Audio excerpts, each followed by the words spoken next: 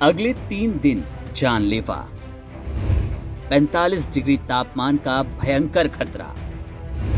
IMD ने जारी की कैसी चेतावनी। देखिए, फिलहाल राज्य के अधिकांश भागों में अधिकतम तापमान 42 से 45 डिग्री सेल्सियस के बीच रिकॉर्ड किया जा रहा है, जो कि सामान्य से 3 से 7 डिग्री ऊपर है। सबसे ज़्यादा यदि देखें तो बाड़मेर में पिछले 24 घंटों में सर्वाधिक अधिकतम तापमान 45.6 डिग्री सेल्सियस रिपोर्ट हुआ है, जो कि सामान्य से 6.8 डिग्री अधिक है। यानी कि फिलहाल पश्चिमी राजस्थान के अनेक भागों में हीट वेव और दक्षिण पश्चिमी राजस्थान में कहीं कहीं सीवियर हीट वेव की परिस्थिति है। वहीं पूर्वी राजस्थान के भी ज़्यादातर भागों में अधिकतम तापमान 38 डिग्री से 43 डिग्री सेल्सियस के बीच है, यानी कहीं कहीं हीट वेव की परिस्थिति बनी हुई है। हीट वेव का यह दौर अभी भी राजस्थान में अगले 3-4 दिन जारी रहेगा।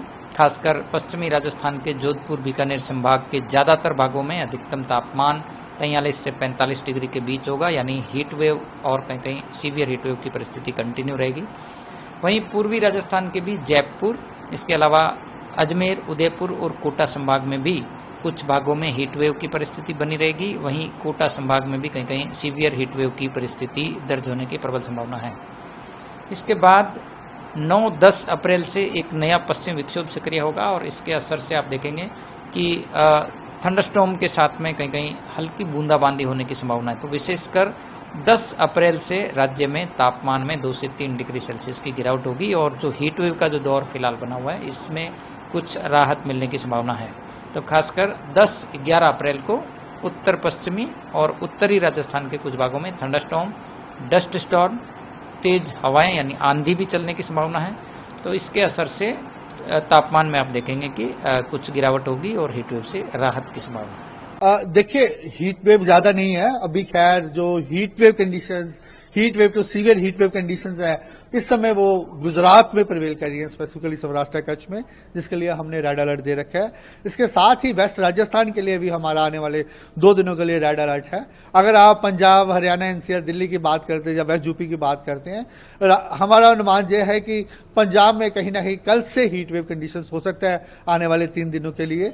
अगर हरियाणा की बात करें तो हमारा आज से आने वाले 4 दिन हीट वेव कंडीशंस रह सकता है। और अगर आप स्पेसिफिकली एनसीआर दिल्ली की बात करते हैं तो हमारा अनुमान यही है कि आने वाले 3 दिन एनसीआर दिल्ली में कहीं ना कहीं हीट वेव कंडीशंस रह सकता है। उसके बाद क्या है कि कल रात से एक वेस्टर्न डिस्टर्बेंस हिमालय रीजन को इन्फ्लुएंस करेगा, उसका प्रभाव हिमालय में रहेगा।